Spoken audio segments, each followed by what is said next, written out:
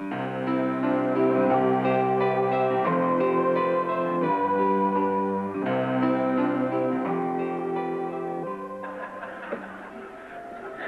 remember that I wrote to him one time because whenever I want an answer to the questions, that's why I said today you will meet really one of the learned in Baha, of whom the Blessed Beauty spoke. Whenever I want to know an answer to a question that's difficult, I write to Mr. Faizi, and he answers quickly. So I told him his name, that A.Q. is not really for Abul Qasim, that's for answers questions. And that the F for Faizi is also for fast, because he is a source of no ending help to me. I always know where to turn if I want an answer to a difficult question. And then I'm always asking him to read to me out of the books. When we were in the Holy Land, when the hands we were serving in the Holy Land, and we'd be at the mansion meeting at one of our great gatherings, I would get Mr. Faizi to stay up late, and we'd go outside by the light on the mansion looking out over toward the sea, toward Akka, and I'd ask him to read to me from the Persian books I couldn't understand.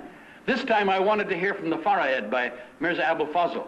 And he's reading to me, and we're laughing and having a wonderful time, and all of a sudden the door from the beloved guardian's room where he used to stay in the mansion opened, and Amatul Baha Ruhiya Khanum stuck her head out, and she said, "Will you two mujta heads go to bed so the rest of us can sleep?" So you know how close and tender I feel about Mr. Faizi. And during those days after the sign of God on earth, the beloved of our hearts, winged his flight to his everlasting nest, he was a great source of joy to all of us. His love for the beloved guardian, for that precious pearl that hath gleamed from out the twin surging seas, that sacred bough that hath branched from out the twin holy trees, you will feel here this afternoon, I'm sure. I didn't know Mr. Faizi at all when Marguerite went on pilgrimage, but she came back and she said in her notes, she was reading them to me, and some of the friends at the table wanted to know, how should we teach the cause of God, beloved guardian? And he said to look at Faizi, who was then in the Arabian Peninsula, Bahrain, no ability to talk to anyone in that hostile country, moving from place to place amongst the friends. And they had such tender love for him. He lived the life, of course. The distinguishing characters of the Baha'i community he exemplified in his personal life. They all loved him very much. And while Mr. Salmanpur from that area, now a counselor in that part of the world in Persia, when he was at the conference in Singapore, he told these stories about the friends in Arabia and how they were all by themselves, but how they loved Mr. Faizi, and how he would go from place to place teaching the children, deepening the friends, and along with the picture of the shrine on the side of the wall, they would have a picture of Mr. Abul Qasim Faizi. And when a letter came, it was such a moment of joy and happiness to him when he was called away from them out into the world to become a hand of the cause of God. During all that time when he had no freedom to teach, he lived a life. He did more than that. He collected stories. He wrote to everybody he knew in Persia, to the descendants of the dawnbreakers, to the children and grandchildren of martyrs, to those from the family of martyrs who were alive, to everyone who had any story about anything in the cause of God, from the cradle of our faith and all of the other places. He collected them and he gathered them, and now the world is reaping the bounty of all those years when he was deprived of the opportunity we had to speak openly to anyone. Now he's gathered these stories and he's shared them and consoled the hearts of the friends all over the world with the wonder and the excitement of those stories. So to paraphrase my friend Robert Quigley, it is an honor and a joy for me to be on the same continent with him, to be in the same hemisphere, to be in the same state, in the same city, and to be even in the same room with the tender and dear, loving fellow hand of the cause, Abul Qasim Faizi.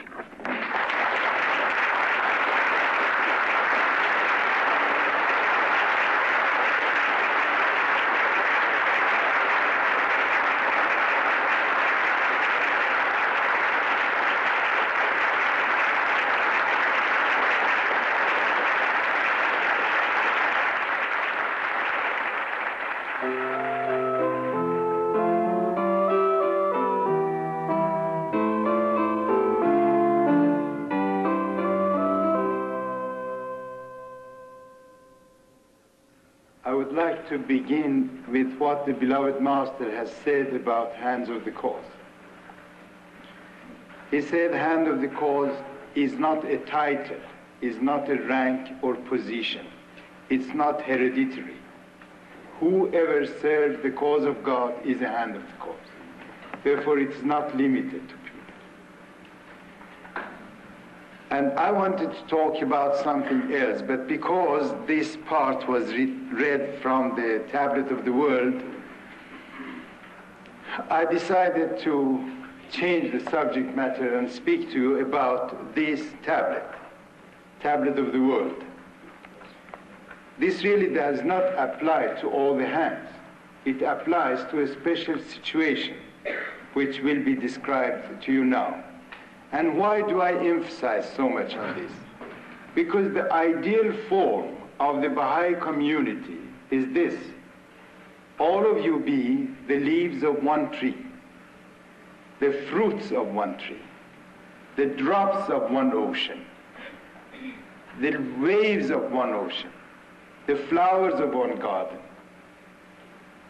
And Baha'u'llah has said something extremely important for us all to remember.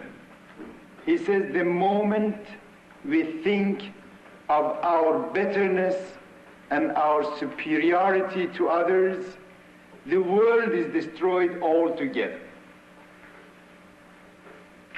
The ideal form of our faith is unity.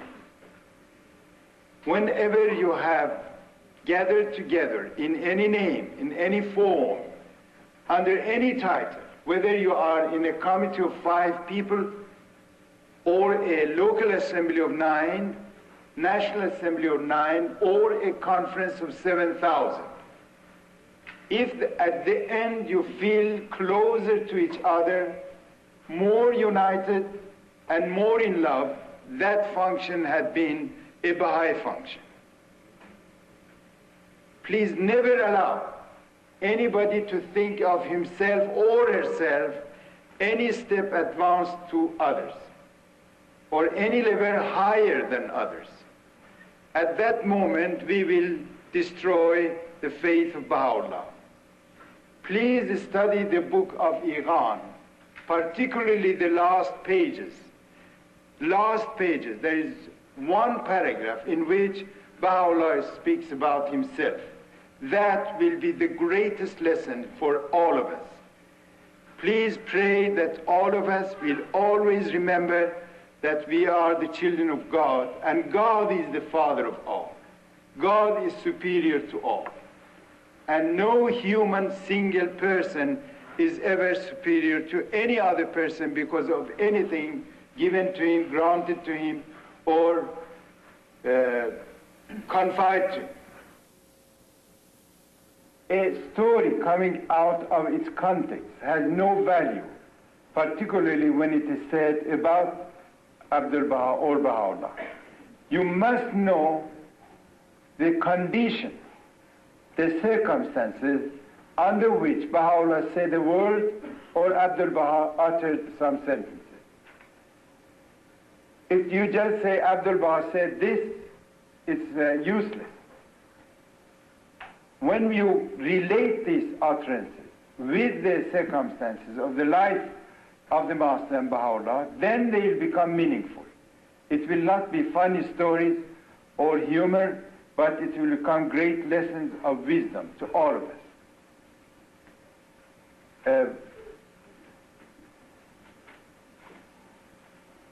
Baha'u'llah wanted the people to be happy, but a natural happiness.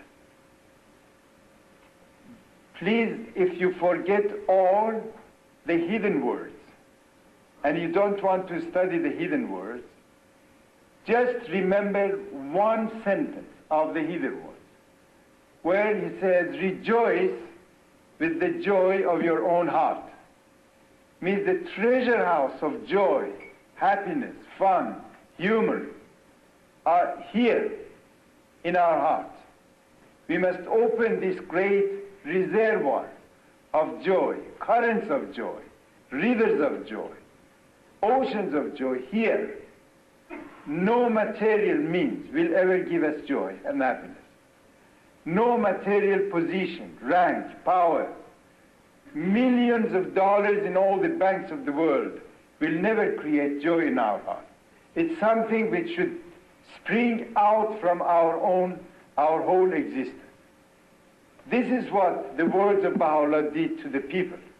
And this was the greatest joy they received from him when he spoke one word to any person. Once, Baha'u'llah was sitting usually at the corner of his room, and pilgrims were sitting around. A villager from Persia reached there. Months of walking had been left behind, and he entered, or rather rushed into the room. He said, "Which one of you is Baha'u'llah? I love him very much." Baha'u'llah rose from his seat, came to the middle of the room, and embraced this man. And then he returned to his place, and he sat down on the very same place. As long as he was there, he never uttered a word to Baha'u'llah. He just looked at him all the time, till such time as he went away. One day the secretary came with bundles of letters. Baha'u'llah went near and drew out one. He said, "Read this. This is from our friend." And when the secretary opened the envelope, he said, "Beloved, it's only a white piece of paper." Baha'u'llah said, yes, he was illiterate. He could not write. But this is what he wanted to say. And immediately answered him. This is the source of joy and happiness, not anecdotes, another thing. Now, please, dear friends, I have one request after the explanation about the pride that we have in all the pioneers, and that is, pray for them.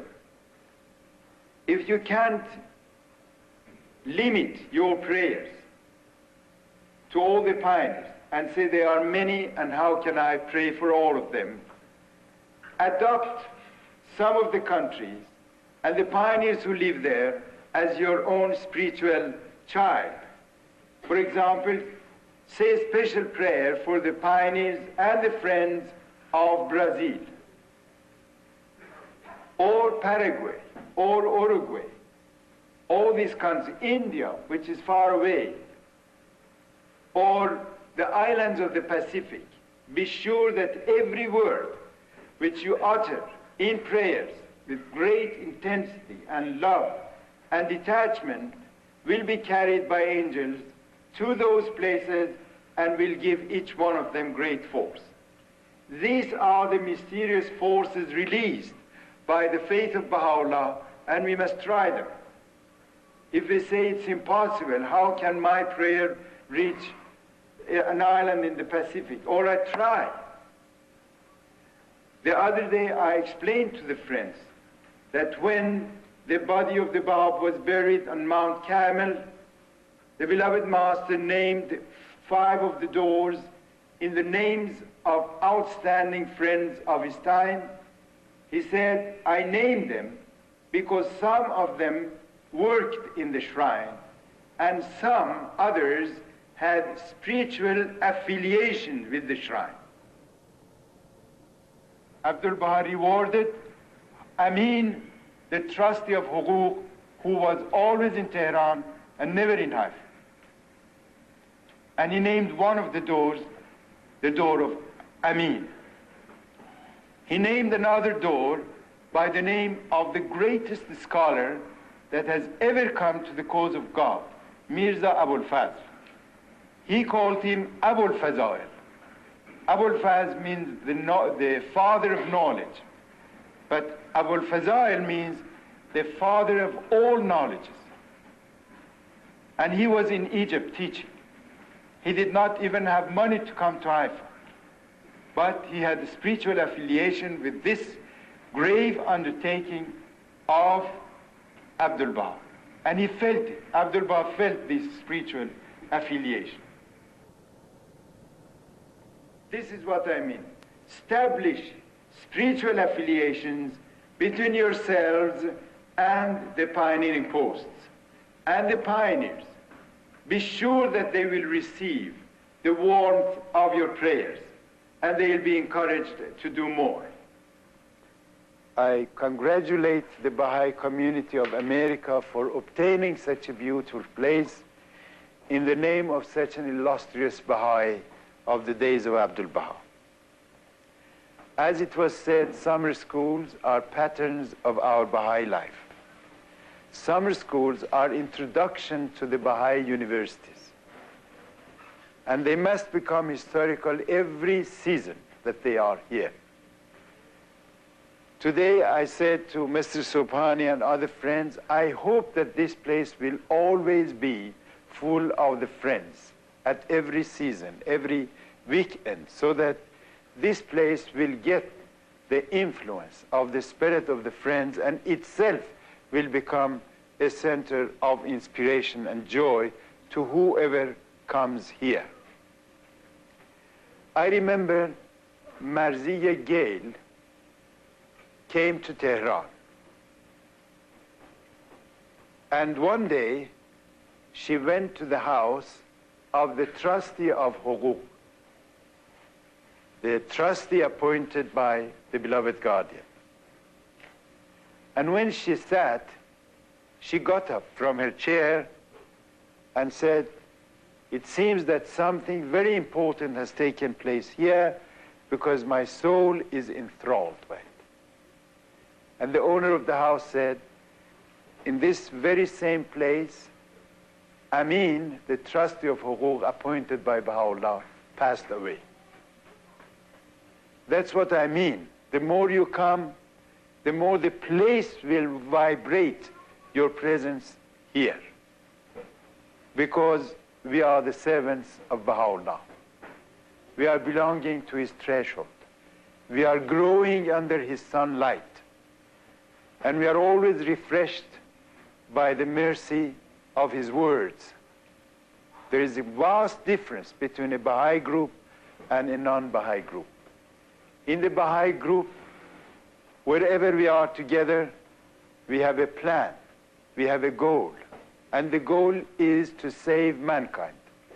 Other groups have no plan and no goal, and if there is any goal, it's disastrous to humanity. Therefore, we must thank God every moment that we are in this Baha'i community together.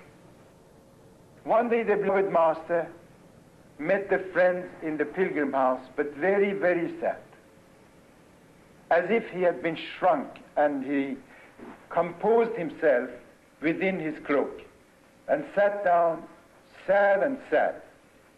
The spirit of his sorrows influenced others.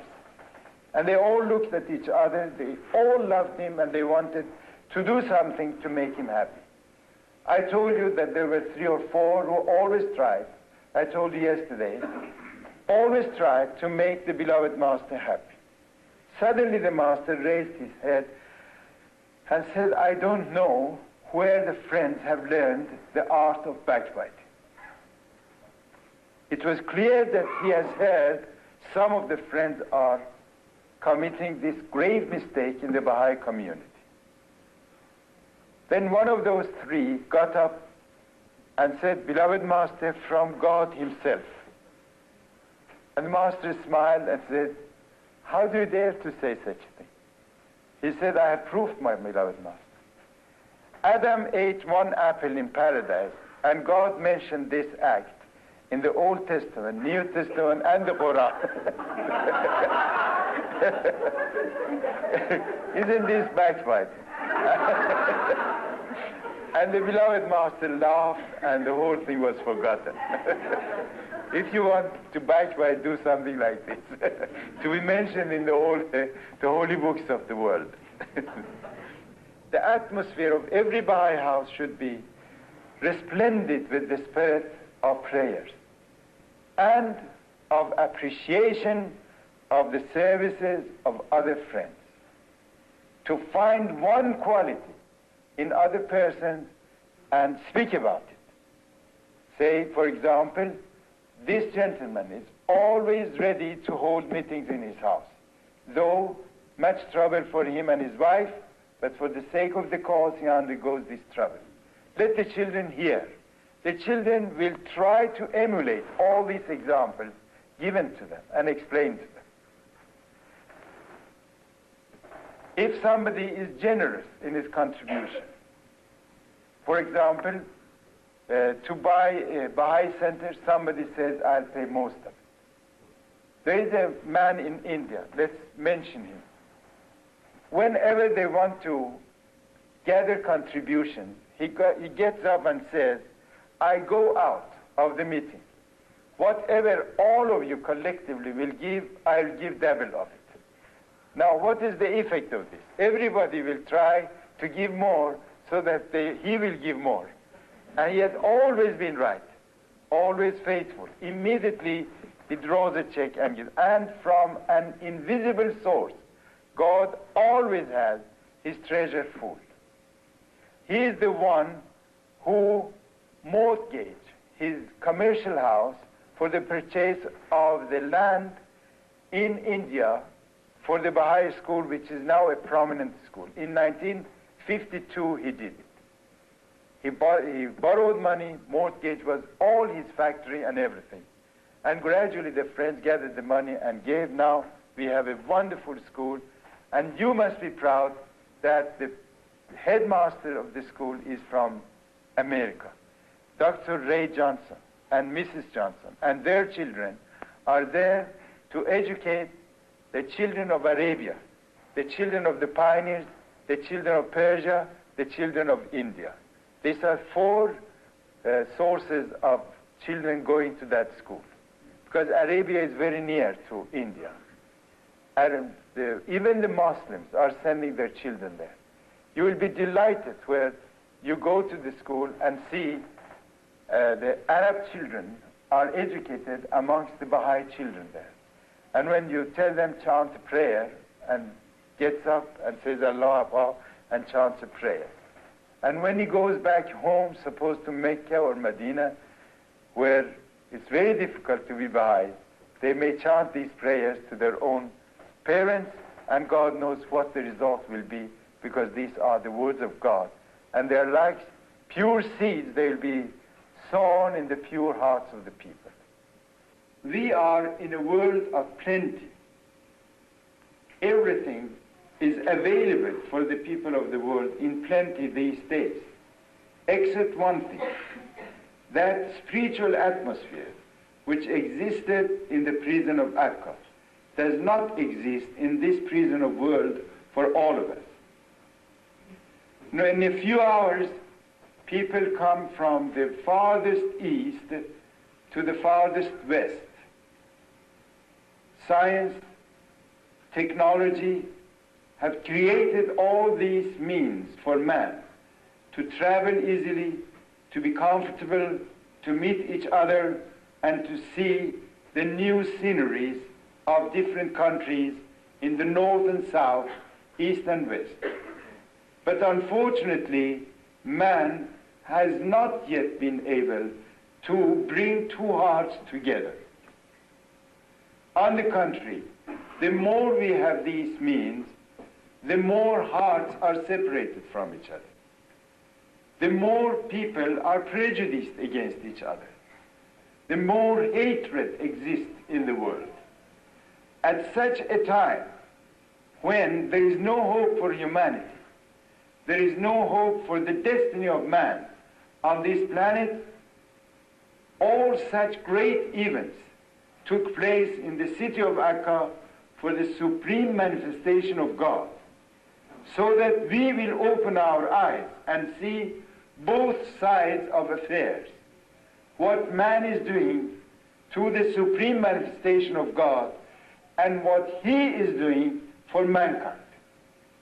He is giving all his friends, all the members of his family, all that God has taught him to man, with the hope that man will change the way of life. On the contrary, man persecutes, imprisons, and kills as many as he can. There is no response, with the exception, very small exception, is the Baha'i community throughout the world. In comparison to the population of the whole world, the number of the Baha'is is not really mentionable. And the moment when we will be the majority of the world, then we can say that humanity has responded to the faith of Baha'u'llah. Now, I remember once a pilgrim went to Abdul Baha and complained against some of the Baha'is of his own hometown. And he said, "Beloved Master, why do you write them such beautiful, sweet letters, while they are backbiting, they are drinking, and they are not good Baha'is?" Of course, this killed the spirit of joy and happiness of pilgrimage over there, and particularly Abdul Baha, as if his body shrunk, and he gathered himself and gathered his cloak over himself and became very sad and pensive. After some minutes, he raised his head, and addressed one of the pilgrims.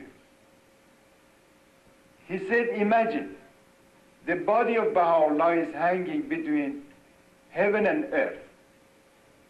All the people of the world are throwing stones at him. They are shooting him with arrows. They are cursing him. They are blaming him for whatever they are doing. And there is no sign of mercy from anywhere. Now, amongst all these people, I see a few people who don't do anything to this body, and they claim that they love Baha'u'llah. Now, shouldn't I turn to them? Shouldn't I give them my love and my heart? Because these are the only ones who say we believe, we love. This is what we are doing, really. We are not yet perfect Baha'is as it is explained in all the writings of Baha'u'llah. But we claim that we love Baha'u'llah, we follow the faith of Baha'u'llah, and because of that, we are recipients of the mercy and grace of Baha'u'llah.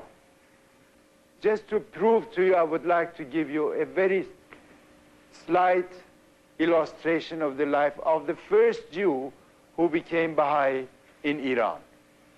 We have another Jew who became Baha'i in the whole world, and he was Jew first. But this one was in Persia.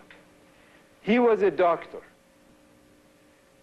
And wherever he went to see the patients, he was indeed in danger, because if the medicine did not work well, the Muslim families would attack him and beat him, and sometimes they killed the doctors. One night he went to the house of a Baha'i family, but he never knew about the Baha'is. He thought they were Muslims. When he returned home, immediately somebody came from that house and said, "Your patient is in the worst condition after taking the medicine." He returned immediately and found that he had given a medicine, but by mistake. It's something else. He tried his best to save this patient, and fortunately she was saved after 2 or 3 days. But during these 3 days, he only saw love, kindness, consideration, and respect from every member of the family. And then he asked the father of the family, "Why didn't you get angry against me? Why didn't you beat me like others do?" He said, why should I get angry? The life of my wife is in the hands of God, not in your hand. You are only a means. Either you will make her all right, or she will pass away. But other Muslims beat me if I have done something like this. He said, "But we are not Muslim. We are Baha'is." And he sat down and said, "Tell me." Within half an hour, this doctor became Baha'i from the Jewish background. He went home absolutely elated, happy, and full of enchantment. He sat down at the top of the room and asked all his brothers and sisters coming. They were a large family, all sat on square form. He told the whole story. And he said, I have accepted Baha'u'llah as the return of Messiah. A very famous merchant started to build a mosque somewhere in one of the towns of Persia. And he was every day there to supervise the construction of this mosque. And at the same time, he wanted the people going and coming, praise him for this great thing that he was doing. When the mosque reached the top part, you know, usually on the top of each mosque, there is a prescription or inscription, which says this mosque is built by contribution of Mr. So-and-so. When they were putting the bricks here to complete this inscription, a dervish passed by and asked this man, what is it that you have built? He said, this is mosque. This is the house of God. Why did you build it? For the sake of God. He said, instead of putting, for example, Haji Ali, put my name, if it is for God. This is built by the donation of Darwish Muhammad. So I have paid all this, and shall I put it in your name? It's impossible. He said, therefore say you built this because of your name, not for God. Now this story was told me when I was a Muslim. This was the standard of the people in Islam. Now how more exalted standard we have, where Baha'u'llah says if you give millions of dollars and the treasures of the world to receive the appreciation of the people, that appreciation is your reward and no more. Therefore, let's really consecrate our lives, our intentions, whatever we do, just for the sake of God. And the best exercise is the laws of Baha'u'llah. When we say our prayers, we fast, we donate, we go to the 19 days feast, and so on and so forth, all for the sake of the cause, for the sake of the glory of the faith of God. Baha'u'llah says, by the life of God himself, one moment of these days is greater than centuries in future. It means what you can do in one moment now, you will not be able to do it in centuries when the future comes. We must therefore not wait for them. This day is the master of all the days, no, the master of all the centuries. Every moment of these days is equivalent to 1 century. This is the day that the earth will relate to you its own secrets and stories. Therefore, do not sacrifice these great days for the low desires of this temporal life. Never exchange this beautiful divine jewel with something which is low and has no cost.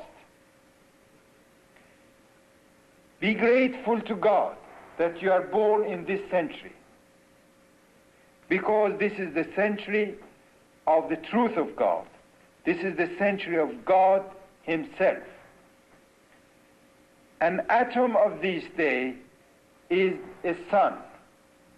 A drop of it is like unto an ocean. An atom of your service will be seen in these days in the magnifying mirror of God as mountains.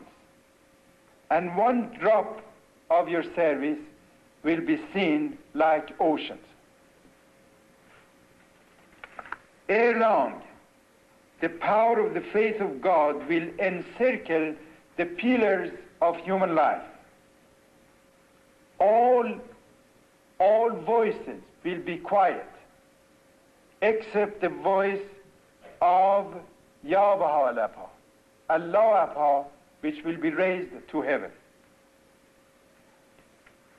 By God himself, God will illumine the introduction of the book of existence by the names of the beloved friends, particularly those who undergo calamities, go pioneering, travel and teach in different towns. Your Baha'i life, your conduct according to the teachings of Baha'u'llah will become the magnet by which you will attract other people.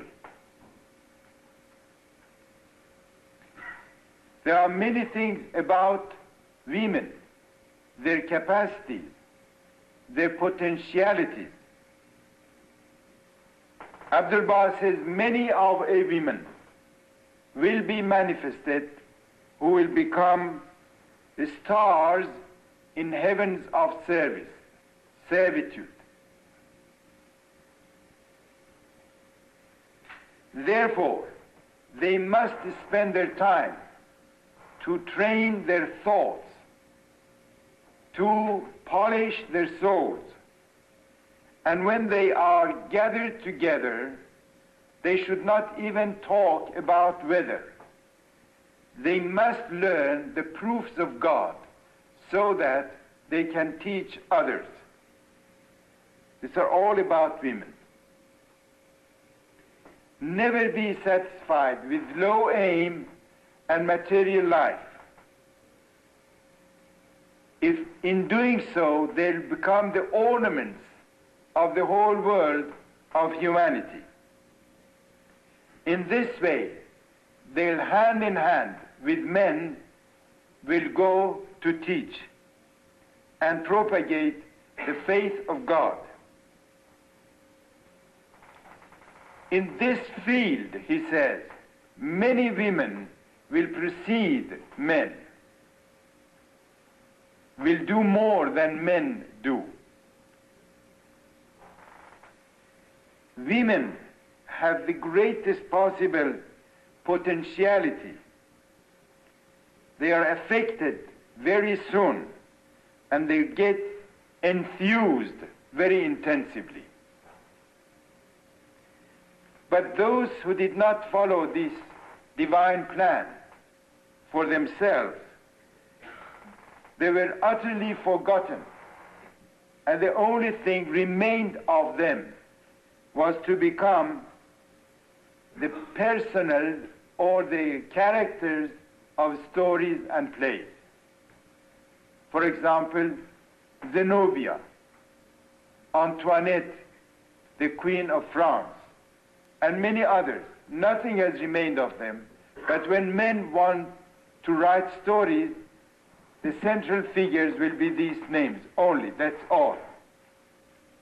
At the time of Nasruddin Shah, this ruler of Persia was a despotic ruler, like of which you will scarcely find in the history of the world.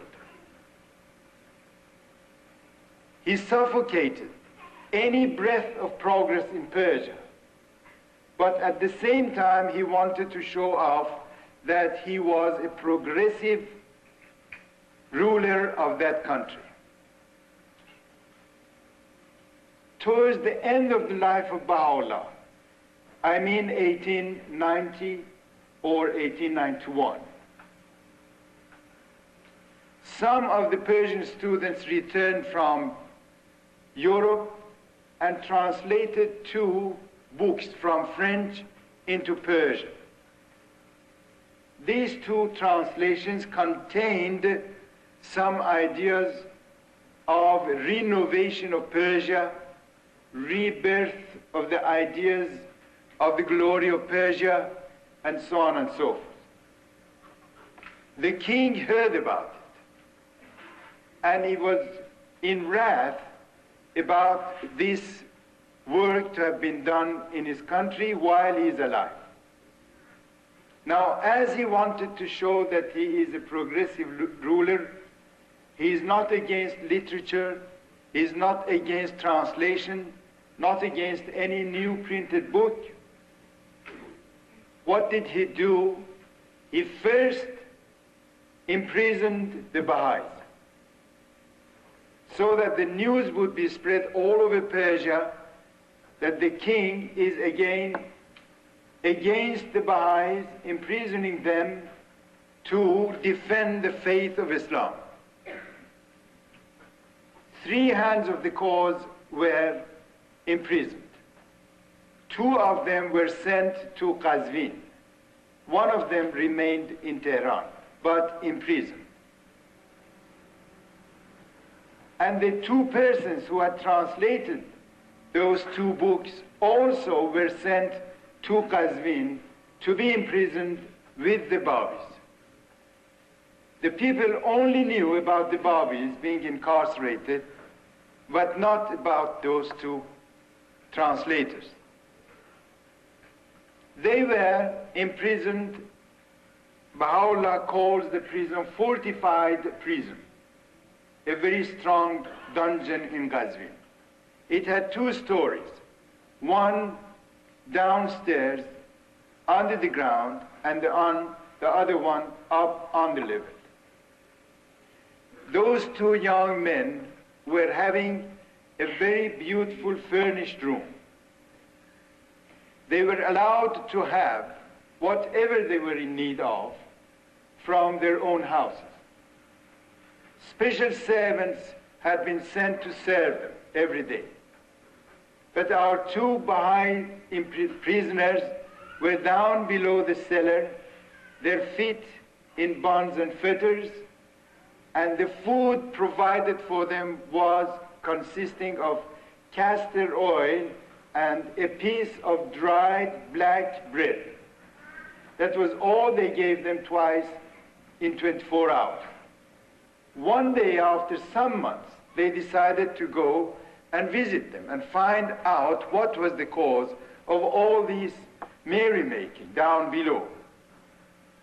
When they went there, they were really astounded when they saw them in fetters and so happy. What do you eat? They showed them the food, the bread. Is there anyone to come see you? Never. We don't need anyone. But you know about us. We have a special room. Everything is brought to us from our houses, and we have servants, and we are dying because of being imprisoned here, and you are so happy here. What is the reason? Janab Amin, the trustee of Hughu, said something absolutely historical. We must always remember. He said, because you are not prepared for this. Baha'u'llah has prepared us to give our lives for him. Now what is imprisonment to us? Nothing. We are ready to give him our lives. You are prepared to be always cuddled in comfort, in pleasure, and in easy life. But we are not. We accept it with the utmost of pleasure in the path of God.